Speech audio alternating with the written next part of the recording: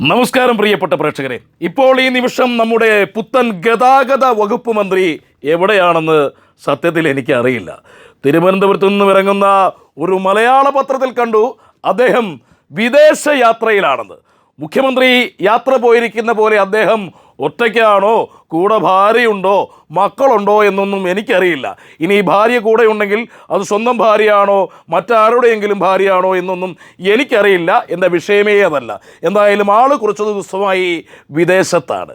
പ്രിയപ്പെട്ടവരെ, പുത്തനച്ചി പുരയുടെ പുറം മാറി മാറി തുടയ്ക്കുന്നത് പോലെ ഗണേശൻ ഗതാഗത വകുപ്പിൻ്റെ മച്ചും തറയും മാറി മാറി തുടച്ചു വൃത്തിയാക്കാൻ തുടങ്ങിയിരിക്കുകയാണ്. തുടച്ച തറകൾ വൃത്തിയായെന്ന് മാത്രമല്ല, ഒരുപക്ഷെ മന്ത്രിയുടെ തുടയുടെ കുഴപ്പമാണോ പുരയുടെ കുഴപ്പമാണോ എന്നൊന്നും എനിക്കറിയില്ല. പുര പൂരമൊഴിഞ്ഞ് പറമ്പ് പോലെയായി. ഡ്രൈവിംഗ് ടെസ്റ്റ് നടത്തിപ്പിന് ഗണേശൻ മന്ത്രി കൊണ്ടുവന്ന മാറ്റങ്ങൾ മുന്നൊരുക്കക്കുറവ് കൊണ്ടും അനാവശ്യ തിരക്ക് കൊണ്ടും എങ്ങും എത്താത്ത അവസ്ഥയിൽ എത്തി നിൽക്കുകയാണ്. ഡ്രൈവിംഗ് ഇൻസ്റ്റിറ്റ്യൂട്ടുകാർ മന്ത്രിക്കെതിരെ രംഗത്ത് വരുന്നു. സമരം തുടങ്ങിയിരിക്കുന്നു. അവർ ഡ്രൈവിംഗ് ടെസ്റ്റിൽ നിന്നും പിൻവാങ്ങുന്നു.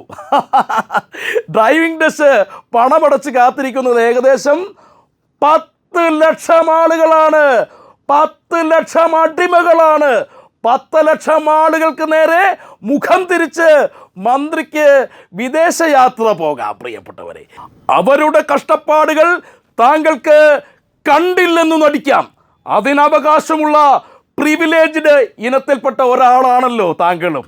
720 രൂപ കുറവാണെങ്കിൽ ഡ്രൈവർ വേറെ ജോലിക്ക് പോകണം എന്ന് പറഞ്ഞ ഒരാസ്ഥാന തെണ്ടിയുടെ കൂടെയാണല്ലോ താങ്കളും താങ്കളുടെ കയ്യിൽ കാശില്ലെങ്കിൽ കാശില്ലാത്തവർ ക്രിക്കറ്റ് കളി കാണേണ്ടെന്ന് പറഞ്ഞ ഒരു മന്ത്രി പുങ്കവൻ്റെ കൂടെയാണല്ലോ ഇപ്പോൾ താങ്കൾ. അപ്പോൾ താങ്കൾക്ക് ചോദിക്കാം, നിനക്കൊന്നും വേറെ പണിയില്ലേ എന്ന്. എന്നിട്ട് വിമാനം കയറി നാട് വിടാം. പക്ഷേ മന്ത്രി, താങ്കൾ ഒന്നോർക്കണം, ഈ 10 ലക്ഷം എന്നത് വെറും ഒരു സംഖ്യയല്ല. 10 ലക്ഷം ആവശ്യങ്ങളാണ്. ഏതോ വെളിവുകേടിൻ്റെ നിലാവ് തലയിൽ ഉദിച്ച സമയത്ത് പാതി ബോധം മറിഞ്ഞ പാതി മയക്കത്തിൽ താങ്കൾ എടുത്ത കൊട്ടയിലും കോണാത്തിലും കൊള്ളാത്ത തീരുമാനങ്ങൾ ഒന്ന് തിരുത്തണം മന്ത്രി. അല്ലെങ്കിൽ അവയ്ക്ക് പരിഹാരം കാണണം. പണമടച്ചു കാത്തിരിക്കുന്ന 10 ലക്ഷം പേർ എന്ന് ടെസ്റ്റ് എഴുതാനാവുമെന്ന് ഒരു തീരുമാനവുമില്ലാതെ കാത്തിരിക്കുമ്പോൾ ഇങ്ങനെ ഉല്ലാസപ്പറവയായി വിദേശയാത്ര നടത്തുന്നത് ഒറ്റ വാക്കിൽ പറഞ്ഞാൽ ചെറ്റത്തരമല്ലേ? തനിക്ക് പറ്റിയ അബദ്ധമാണ് തൻ്റെ മകനെന്ന് താങ്കളുടെ പിതാവ് ഒരിക്കൽ പത്രക്കാരെ വിളിച്ചുകൂട്ടി പറഞ്ഞത് ജനം അന്നും ഇന്നും ഓർക്കുന്നുണ്ട്. അവരത് വീണ്ടും ഓർക്കും, വിളിച്ചു പറയും. മോശമല്ലേ? അനുഭവങ്ങളിൽ നിന്നും ഒന്നും പഠിക്കുന്നില്ല എന്നാണ് താങ്കളെയും തിരുവനന്തപുരം മേയർ ആര്യയെപ്പോലെയുള്ളവരെയും ജനിതക ദോഷം. നിങ്ങൾ മുൻകാല അനുഭവങ്ങൾ മറന്ന് ജനങ്ങളുടെ നെഞ്ചത്ത് കയറുന്നു. നിങ്ങൾ അരയ്ക്കാനും ചവിട്ടാനും ചവിട്ടിയരിക്കാനും ഉള്ളതാണ് ജനത്തിൻ്റെ മാനമെന്നും അഭിമാനമെന്നും നിങ്ങൾ കരുതുന്നു.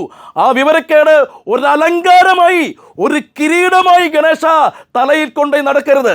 ജനം പഴയ ജനമല്ല ഗണേശൻ സാർ. അവർ പ്രതികരിക്കും നന്നായി.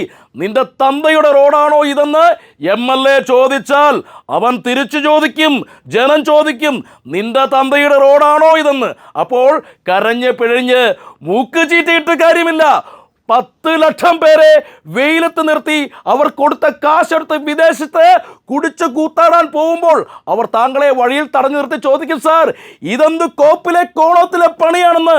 ചിലപ്പോൾ പണ്ട് താങ്കളുടെ കാമുകിയുടെ ഭർത്താവ് മുറിയടിച്ച് 2 എണ്ണം തന്ന പോലെ അവരും തരും. അന്നേരം താങ്കളെ രക്ഷിക്കാൻ ഒരു നടിയും വരില്ല ഗണേശൻ സാർ. അപ്പോൾ നന്ദി.